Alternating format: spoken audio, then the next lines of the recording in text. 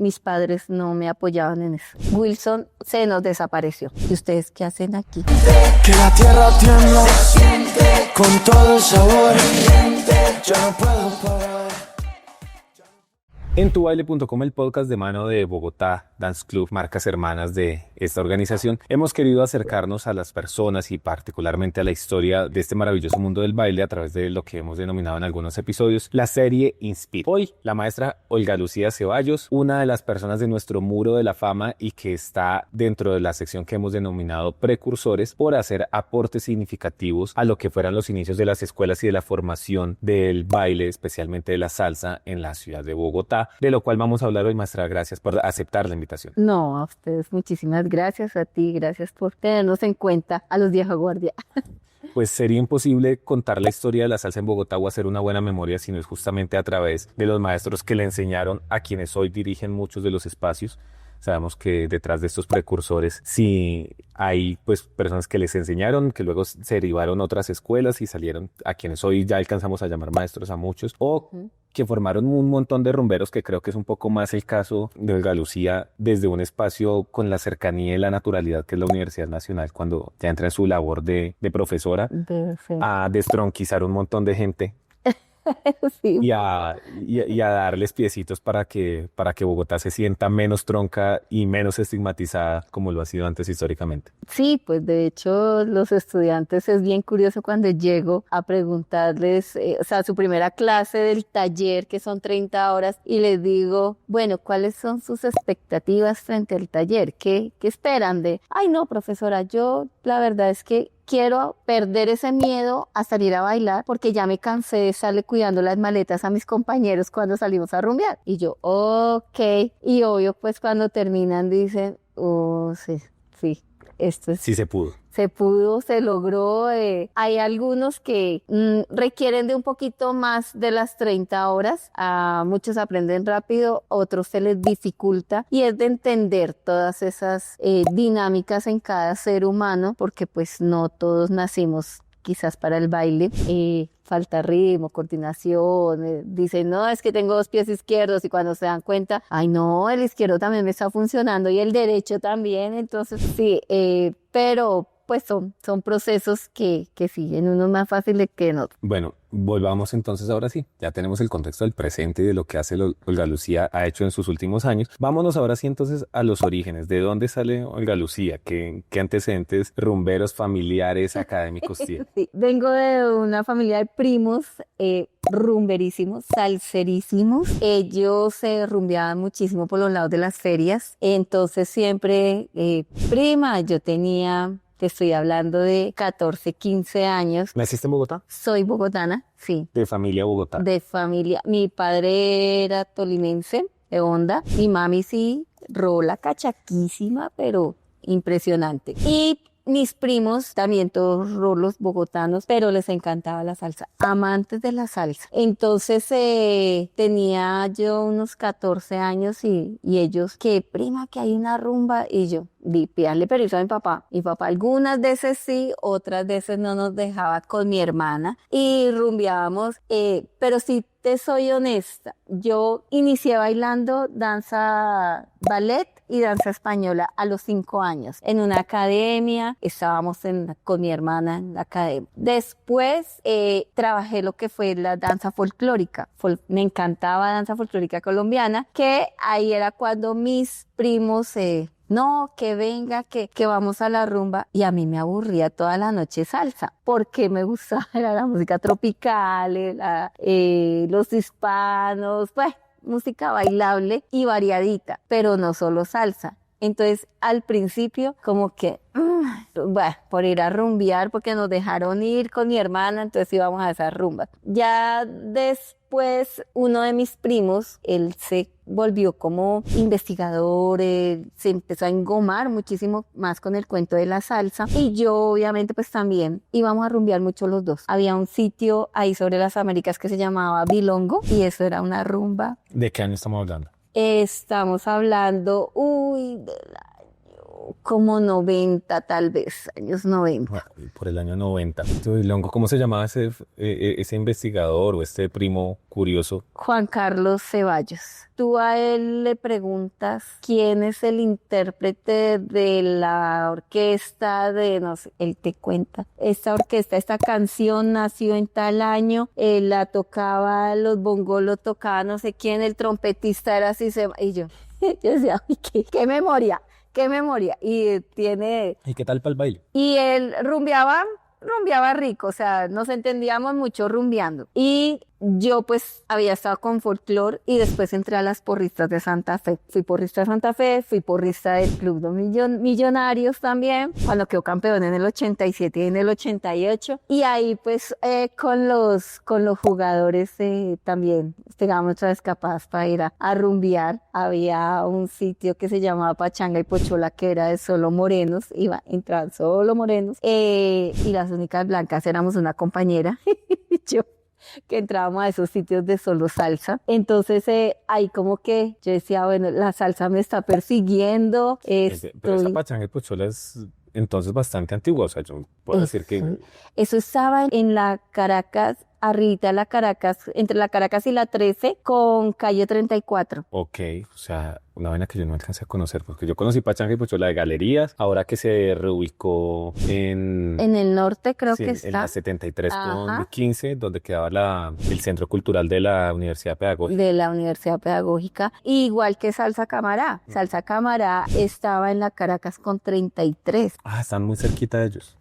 Sí, eran dos sitios a donde iba más a rumbear, de sitios en ese entonces, porque el resto eran más como rumbas que armaban allá en el barrio de las ferias, en las casas, las casas de los amigos. Y entonces mi primo me decía, vamos que es una rumba chiquita, y la rumba chiquita duraba hasta las 7, 8 de la mañana bailando. En una de esas rumbas conocí a uno que le llaman el Beto de la salsa, que él es animador y presentador, y él bailaba con una chica que se llama Sonia. Ella fue para Estados Unidos años, o sea, por esa época en que estábamos nosotros asistiendo a eso, te estoy hablando del año 94. Por esa época ella estaba en miras de irse para Estados Unidos, pero yo los veía ellos rumbear y yo decía, uy, qué chévere, cómo bailan de chévere, cómo bailan de rico, porque hacían pasos muy diferentes y de todo.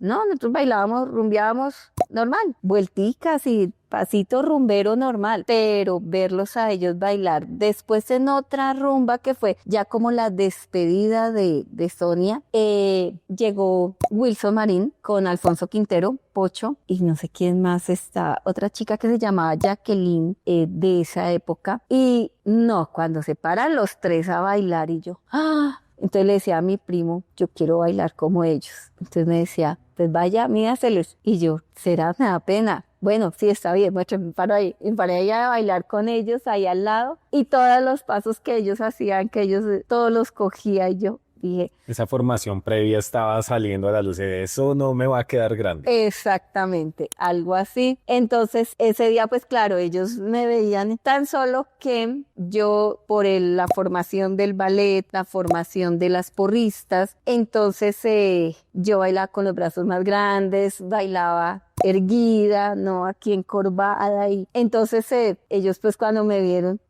o sea, coge los pasos, baila bien, pero tiene otra esencia, que es una postura, es el sonreírle a lo que está haciendo. Entonces, tener una proyección escénica ya estructurada, mientras ellos eran de una rumba, de un disfrute muy calle. Muy ensimismados.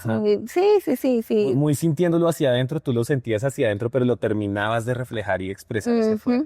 Exactamente. Entonces, pues fue muy chévere. Ese día, pues ellos cuando me vieron, oye, no, tú deberías ir al grupo que nosotros pertenecemos. ¿Y qué grupo es, no? Que se llama Mega Dance Producciones, quien lo dirigía Raúl Torres. Entonces, él está en Alemania, años después se fue para Alemania. Entonces le dije, bueno, pues sí, a mí me gusta. Entonces fui al grupo, llegué allá al grupo y obvio, muchos de los pasos, ya ellos con sus coreografías montadas y yo, esto está difícil, esto sí está difícil. O sea, rumbear a montar coreografía ya era otro cuento, ya eso era otro cuento. Entonces me estaba costando mucho aprender a bailar el bugalú, saltadito, brincadito. Yo decía, y eso que venía pues de formación de aeróbicos, de las porristas, de todo, pero era diferente. Entonces el director me dijo, usted viene con algo muy potente, muy poderoso, que le va a ayudarle a crecer en la sala. Y yo le dije, bueno, entonces me dijo, enséñenos a manejar brazos, trabájenos técnicas de ballet, técnicas de postura, ajuste postural, y nosotros le enseñamos a usted a bailar este estilo. Y yo, ok, listo. Entonces hicimos como ese. Contexto está bien, entonces, ¿qué edad tenías más o menos para ese momento? Yo tenía 25 años. 25 años. ¿Y estabas ya estudiando una carrera o qué más pasaba con tu vida por ese momento? Sí, yo ya estaba estudiando mi educación física, licenciatura en educación física. Fue un conflicto muy duro cuando yo empecé a bailar porque mis padres no me apoyaban en eso. Ellos me apoyaron todo lo que fue las porristas, folclore. Pero ese pedazo estaba mal visto porque no había formalidad, no había escuela, era meramente... El grupo que ensayábamos en el bar que tenía Raúl, tenía un bar y ahí era donde nos reuníamos a ensayar. ¿Un bar de salsa o era un bar? Sí, era un bar de salsa. ¿Cómo se llamaba? Se llamaba Son Como Son. Cuando él se fue para Alemania, como 3 años después de habernos conocido, me heredó a mí el nombre y mi compañía artística latina se llama Son Como Son. Para los que no sabían de dónde venía el nombre, ¡epa! Era el bar que había ahí en la Estrada. Entonces ese era como nuestro punto de encuentro. Llegábamos al bar, allá era donde trabajábamos las coreografías, ensayábamos y después la rumba. Entonces rumbeaba. ¿Y había comercio de shows de bailarines o cuál era el objetivo de ir con... Del grupo? En ese entonces nos presentábamos muchísimo, había muchos shows en muchos sitios. Estaba uno, La Mamá de Tarzán, que quedaba en la 39 con Caracas. En Chapinero nos presentamos en muchos Era sitios. mucho más apetecido y más valorado en ese momento el tema de que hubiera un show de bailarines en un establecimiento. Sí. Algo que hoy podemos decir está prácticamente extinto. Hoy los shows de bailarines, incluyendo con el cariño acá de mi propio establecimiento, el show es porque alguien va a competir y es parte de su proceso de llegar a la competencia, prepararse y pasar por un espacio de baile social y mostrar su show y seguir, pero que los establecimientos estén diciendo, es que quiero un show de bailarines de salsa. Un sitio de salsa no lo hace, lastimosamente. Lo hace en un sitio crossover y más por una animación y condicionado no a que el show esté bueno, sino a que las viejas estén buenas y para de contar. Total. Pero en ese entonces, en esa época, sí, los shows eran...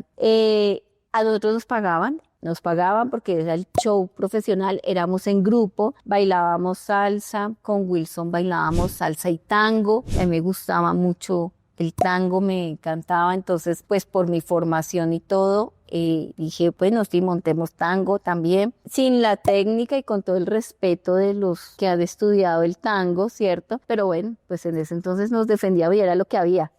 Y le sumaba un poquito también a la extensión del show, que me imagino que también era... ¿Cuánto tiempo bailaban en un show de esto? Presentábamos alrededor de 5 o 6 coreografías, pero era muy variado lo que te digo, porque había una chica que bailaba pop espectacular. Ella era una maga para copiar videos, estilo Michael Jackson, estilo Cyndi Lauper, bueno, muchas. Y era ese estilo que se bailaba de pop, tango. ¿Me repites el nombre? Megadance. Megadance Producciones. Se llamaba. Entonces era abierto a presentar un espectáculo de baile que... Exactamente. No era solamente salsa, no. Ya después, pues cuando se fue Raúl, entonces pues seguimos bailando con Wilson, con Pocho, y pues presentábamos entre los 3 a veces shows de salsa y esto, y seguimos bailando nosotros solamente los 3.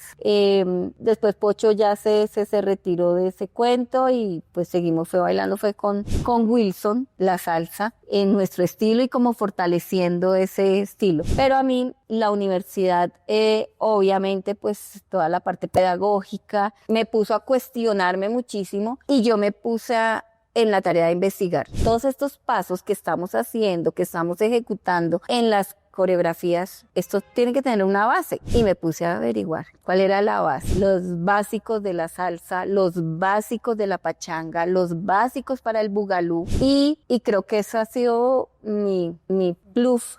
El diferencial que hace que el proceso de quienes pasan por Olga Lucía tenga... Exacto, total. Yo no les enseño los pasos que ya dicen, ay, esto es latinos, esto es no sé qué, esto es carabalí, esto... No, yo les enseño de dónde vienen esos pasos, cómo construyeron esos pasos. Entonces tienen toda la base de los básicos de salsa, que para mí son 5, los 7 básicos de pachanga, y todo ese estudio lo empecé a hacer también pues con la especialización que hice en habilidades pedagógicas profesionales de carácter artístico y deportivo. Entonces esto es de desglosar, un paso desglosarlo y bueno, esto tiene pachanga, pero tiene también bugalú y también tiene un pasito de salsa. Entonces es jugar con todo eso. Y creo que aquí en la universidad, aunque no empecé a enseñar salsa en la universidad, yo empecé a enseñar a bailar salsa en el año 2002 en el proyecto de Jóvenes Tejedores de Sociedad que creó el Instituto Distrital de Cultura y Turismo. Entonces fui como la pionera en ese proyecto de salsa. Después ya ingresaron otros maestros, pero pues me llamaron a ver cómo se trabajaba con la comunidad, con los jóvenes en las localidades, de que trabajaran con la comunidad, pero aprendieran a bailar salsa. O sea, el enganche era aprenda a bailar, pero trabajemos con la comunidad, con la sociedad, por eso se llamaba Tejedores de Sociedad. Entonces, en esta línea de tiempo, Olga Lucía empieza una carrera artística muy temprano con otros estilos de danzas. En su adolescencia la vuelven salsera a partir del contexto de la rumba y de esto. Conoce a personas que la motivan luego a seguir ejerciendo en el campo de la danza, aunque ya su formación profesional está orientada hacia el tema de la educación física y lleva una carrera como en paralelo entre la educación física y la danza. Y la danza, sí, para mí era como el hobby, empezó siendo un hobby el bailar y siempre me gustó bailar y siempre fui muy deportista. Entonces yo hice patinaje de ruta, hice ciclismo, hice atletismo. Fui gimnasta de la Liga de Gimnasia de Bogotá, eso fue, Y eso me llevó también a que en la Universidad Pedagógica, donde inicié mis estudios de educación física, integrara el grupo que se llamaba Grupo Colombia de Gimnasia Acrobática. Entonces, claro, venía con todos esos elementos y después todos esos elementos para la salsa, pues fue como el plus. Yo dije, oh, esto está chévere, porque hacían acrobacias, pero sin ninguna técnica, sin unas extensiones, sin nada, sino a la maldita sea, como dicen, así se hacían las acrobacias. Y yo, no, pero extienda las piernas, pero vea, el impulso, vea, usted tiene que tener una base bien, párese bien, haga el cajón bien. ¿Qué es el cajón? Y yo, flexione sus piernas. La niña, si la van a mandar, que la mandaran aquí por detrás, entonces, extienda las piernas, apriétese, pero ¿cómo me aprieto? Y yo, apriétese. O sea, fue enseñar al grupo donde estaba esas técnicas y esa base, y hacer las cosas como más bonitas y más elegantes. Fui como esa transición de los bailadores vieja guardia que bailaban muy al piso, y ya cuando yo llegué a bailar, pues ya era con una postura, con una expresión, con un manejo de brazos y con unas figuras y acrobacias que se vieran más bonitas, más técnicas. ¿Y eso en qué año pasa? ¿En qué año, o durante qué periodo de años sientes que, porque eso no sucede de la noche a la mañana, que empiezas como a transmitir eso y dices, durante este periodo es que alcanzo a dejar esa semilla puesta y se ve un cambio? Eso fue en el año 97 y 98, cuando se hizo acá en Bogotá el primer concurso de salsa y merengue a nivel nacional. Lo hizo el Instituto Distrital de Cultura y Turismo. Concurso de salsa y merengue, o sea, ¿había merengue competitivo en ese momento? Sí, hubo salsa y merengue.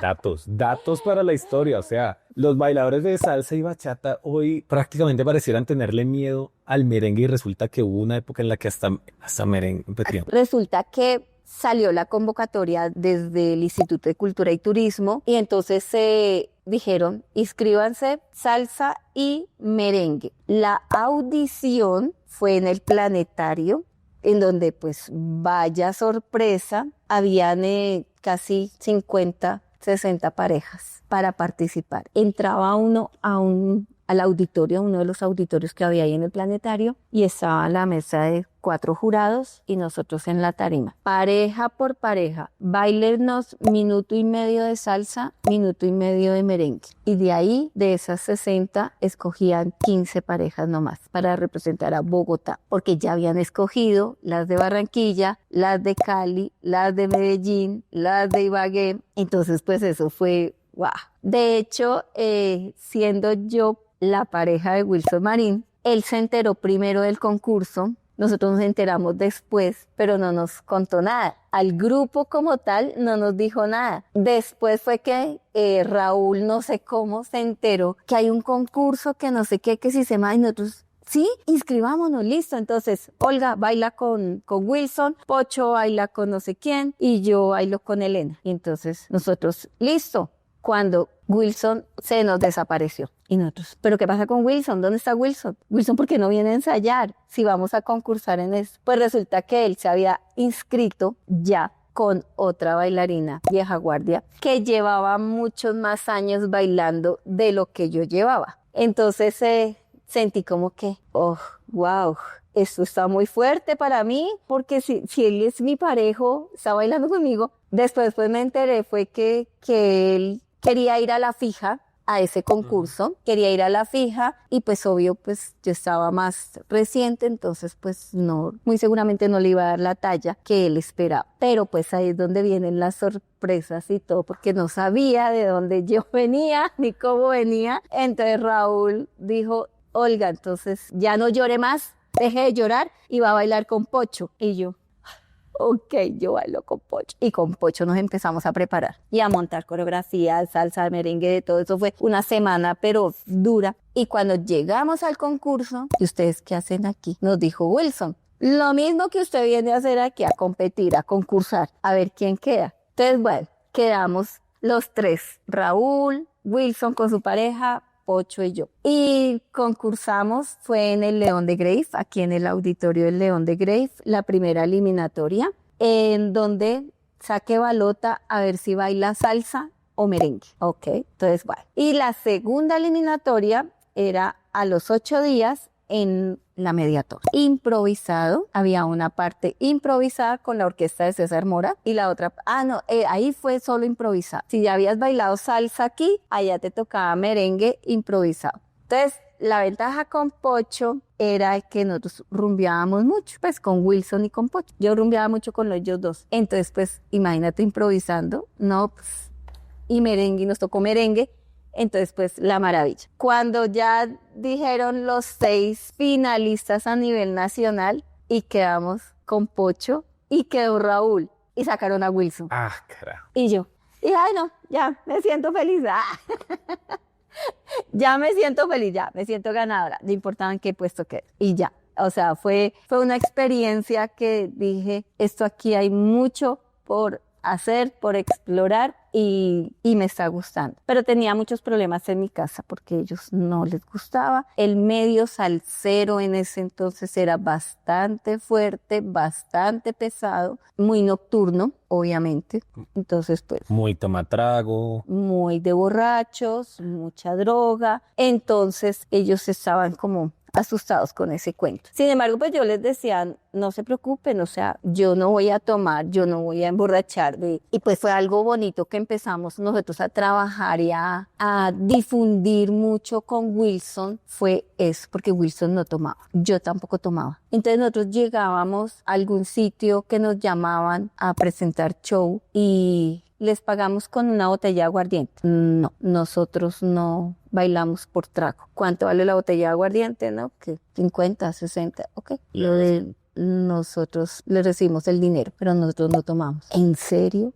Sí, no. Bueno, entonces tómese un traguito antes de salir al show. Muchas gracias, nos regala agüita o una gaseosa. ¿No se toma ni siquiera un trago? No nos tomamos ni siquiera un trago para salir a bailar. Entonces empezamos como con ese movimiento de que vamos a hacer los shows sin trago y no recibimos de pago una botella de trago, porque eso era lo que hacían los dueños de los bares. Y empezamos a cambiar mucho esa dinámica, ¿sabes? Empezamos a cambiar mucho esa dinámica de que al bailarín hay que pagarle su show, no baila por una botella de aguardiente. Entonces nos llamaban mucho a muchos sitios. El de aquí le regaba la bola al de allá, nosotros bailábamos por todo Bogotá. A veces en las noches teníamos hasta 2 y 3 shows. Wow. Salíamos de un lado, abrigo, carro y corra para el otro sitio. Fue una época muy chévere. Sin embargo, a mí me tocaba volarme de mi casa.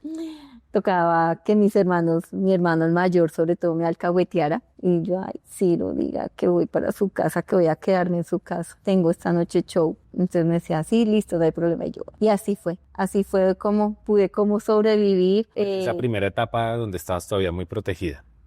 Sí, siempre mi casa fue muy tajante en muchas cosas, no era la libertad que se tiene ahorita de que, ay, chao, hasta luego. No, allá nos tocaba pedir permiso para todo lo que fuéramos a hacer. Entonces era difícil, yo no tenía los vestuarios en mi casa para que no se dieran cuenta. Wilson era el que me tenía los vestuarios y los cosía y los hacía y le poníamos lentejuelas. A veces yo salía de trabajar del colegio, yo ya trabajaba en colegio con mi educación física, entonces salía y me iba para donde él, venga que hay que coser, no, que hay que pegue lentejuelas, porque eran las lentejuelas o una cinta brillante, lo que encontráramos brillante, porque eso no era los vestuarios ya casi todos como se ven ahorita bonitos, pedrería y todo eso. Era, venga, yo tengo una faldita que tiene vuela. Ay, sí, esa sirve, listo, pongámosle lentejuelas. Péguele lentejuelas, péguele una cintica brillante. ¿Cómo se ve? No, sí, bien. Por ahí, ay, vea que yo tengo una blusita. Ay, peguémosle unos flecos. Bueno, sí, pégale flecos. O sea, nada elaborado porque no había nada y no teníamos tampoco de dónde guiarnos para esos vestidos. Y eran vestidos, o sea, no nos gustaba salir a mostrar tanto.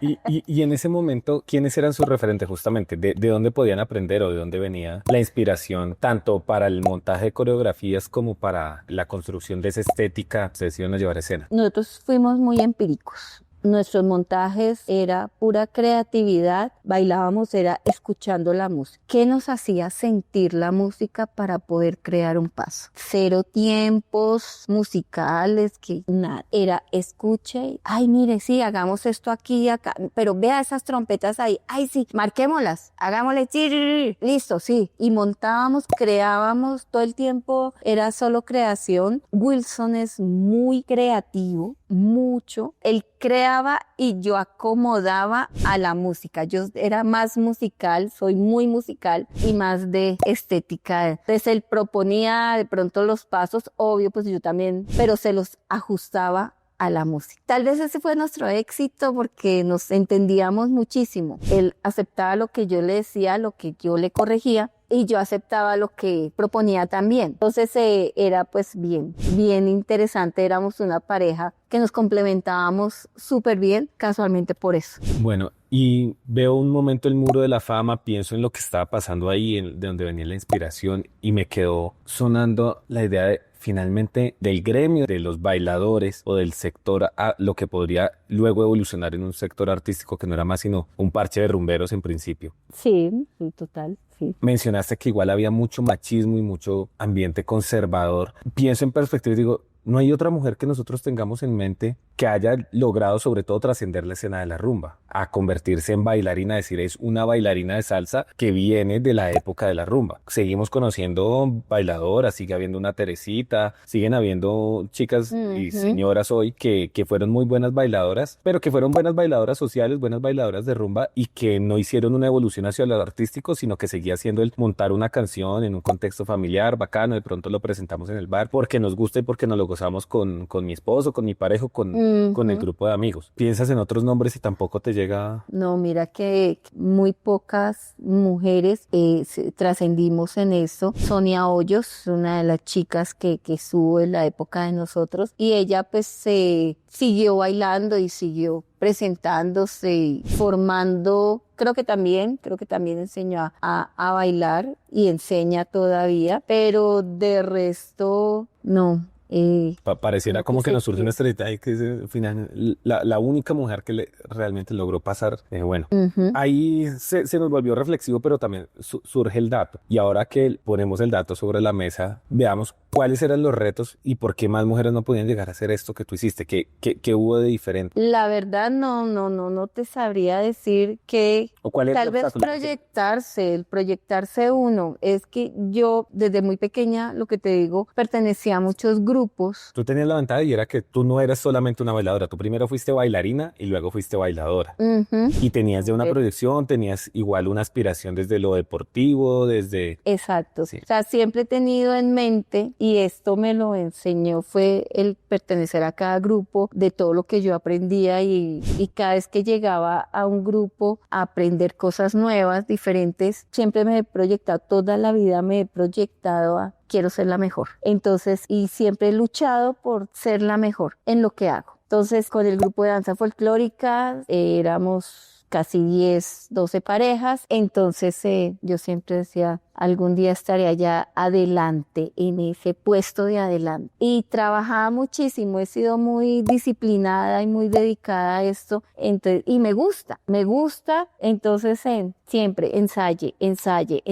Y ya cuando decían, Olga Lucía, venga acá adelante, y yo, bueno, ya lo estoy logrando. Con las porristas fue lo mismo, de llegar a ser capitana de las porristas. Entonces, porque eso no se lo gana nadie, sino con trabajo. Con trabajo, demostrando de que uno es capaz. Entonces, eso, con el grupo de gimnasia acrobática de la universidad, también me acuerdo que el maestro me dijo, no te conocemos, pero tienes el periodo de vacaciones para que nos muestres algo, a ver si te podemos aceptar en el grupo. Y yo, ok.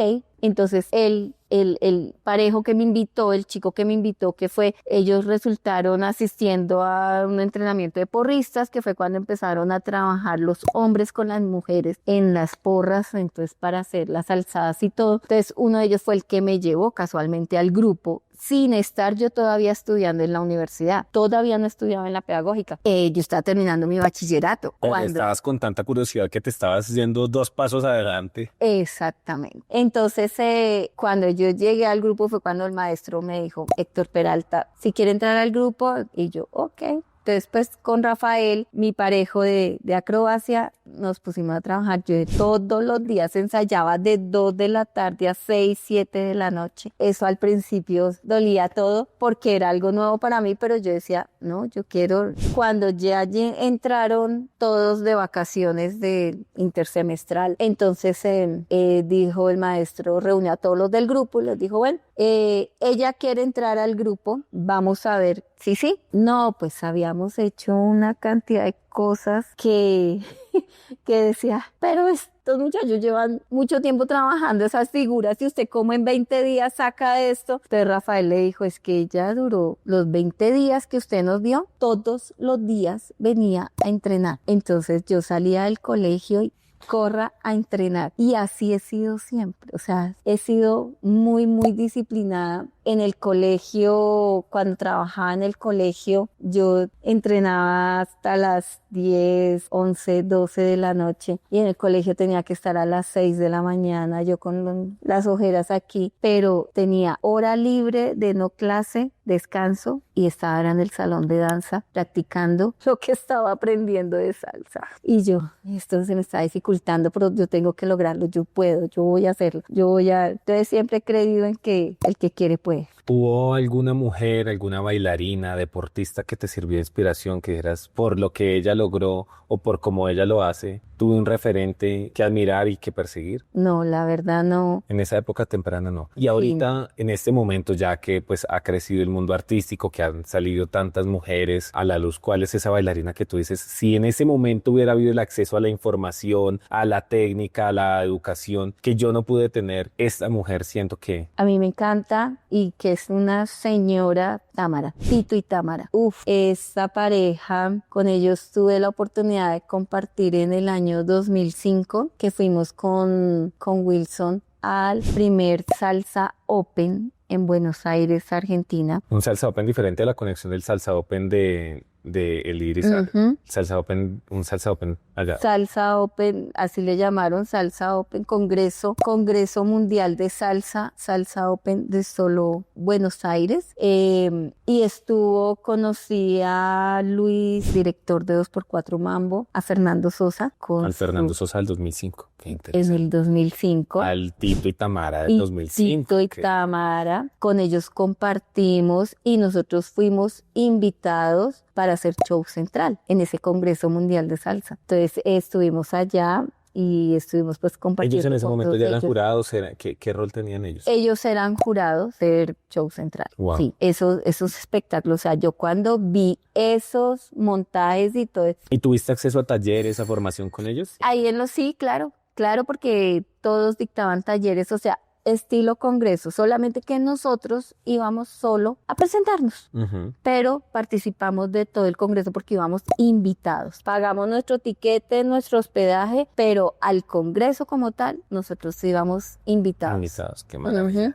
Bueno, y ya para llegar al final, sueños cumplidos, momentos históricos que tú dices me llenan de felicidad y sueños que quedan por cumplir. Sueños cumplidos, hubo uno que fue cuando quedamos seleccionados como la mejor compañía de Bogotá, Son Como Son, mi compañía artística, que en el 2001 el Instituto de Cultura y Turismo realizó el primer concurso a nivel grupal, porque siempre bailábamos era en pareja. Entonces fue cuando se conformaron los grupos, entonces cada quien empezó a armar su compañía. La única compañía que existía, o dos únicas, creo que ya estaba Afrocaribeña, que el director Osvaldo, y la que sí estoy segura, era Nueva Generación de Mambo y Cha Cha Cha con Edgar Estrada. La de Wilson Marín no existía todavía tampoco. No, a raíz de esa convocatoria fue que... Que varios de los que estaban con sus parejas punteando de pronto decidieron hacerse a un nombre y mostrarse como grupo.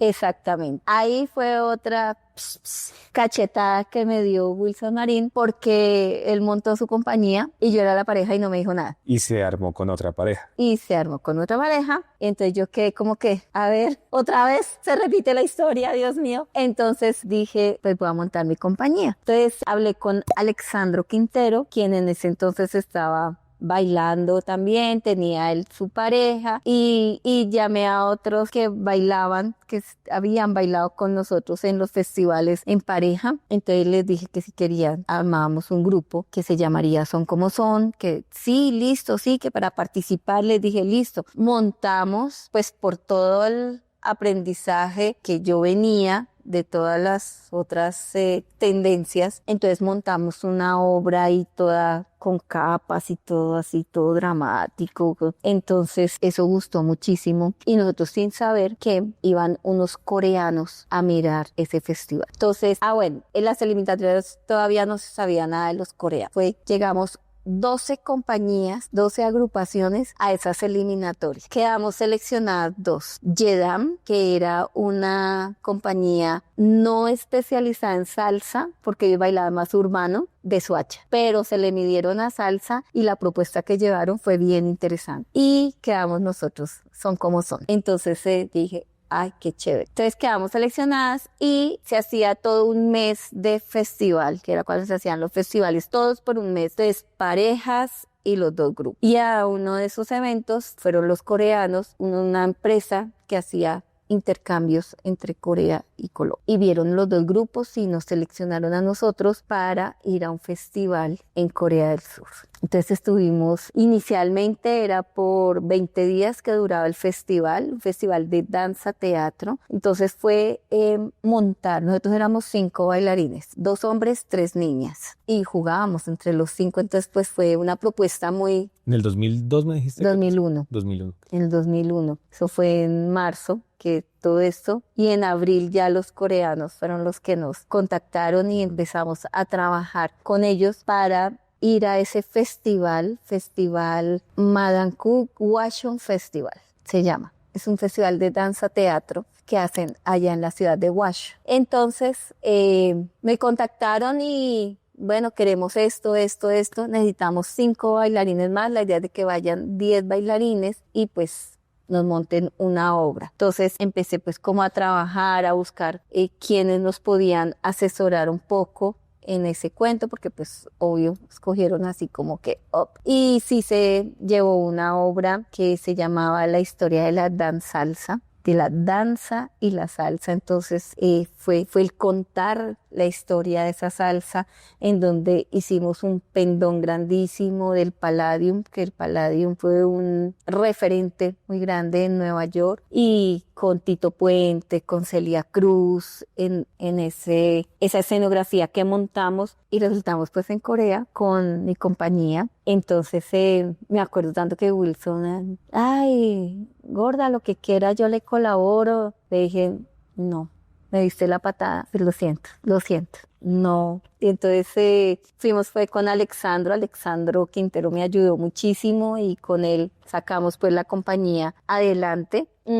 Y fuimos a Corea, íbamos solamente por los 20 días, ellos nos llevaron 5 días antes para el cambio de horario y todo esto antes del festival. En el festival gustó tanto nuestra obra que nos invitaron a hacer gira por Corea. Entonces duramos no los 25 días, sino 3 meses allá en Corea, que teníamos el permiso. Entonces hicimos gira por todo Corea, con toda nuestra salsa, nuestro baile, todo lo que llevábamos, y fue bien interesante, interesante. Esto fue algo que a mí me causó mucha felicidad. Oiga, Lucía, eso me replantea sobre el Muro de la Fama y los embajadores, porque no estoy seguro en qué año Uber y Mayerly salen, A China. A China. Ellos fue tiempo después, mucho tiempo después. Posiblemente la primera compañía de salsa, o bueno, de afinidad proximísima, sí, alcanza a ser de salsa, la obra era de salsa. Sí.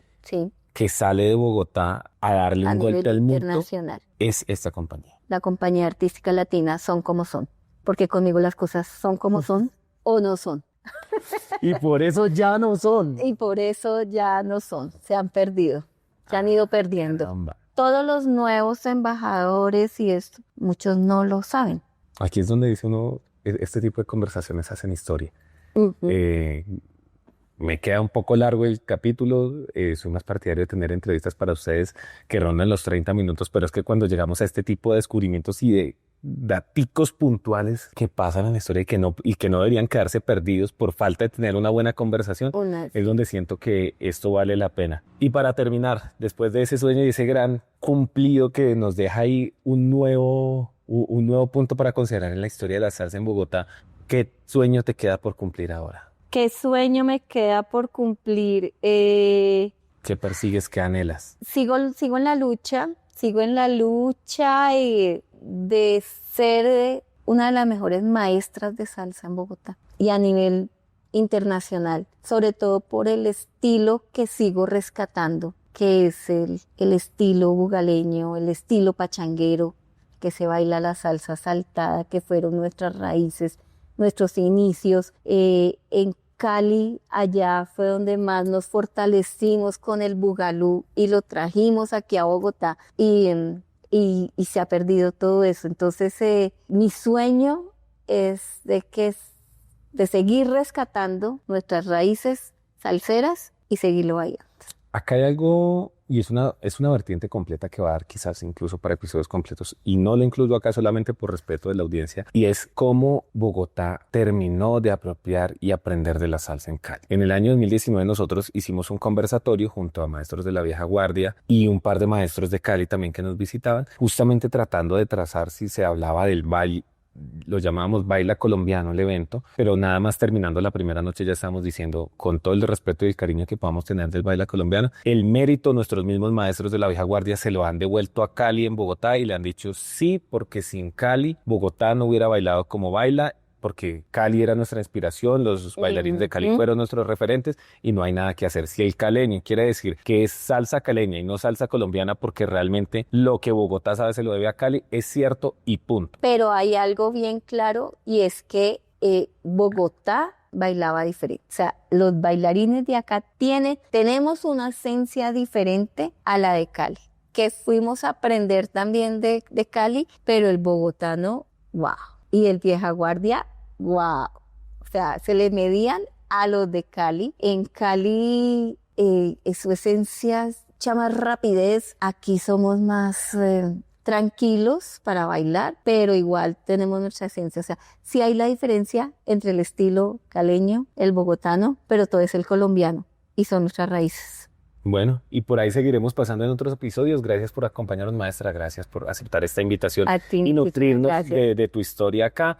Esperamos que este contenido haya sido de su agrado y que sigan viendo los otros episodios del Muro de la Fama e Inspira en tuvalle.com. Muchas gracias. Que la tierra tiembla con todo el sabor. Yo no puedo parar.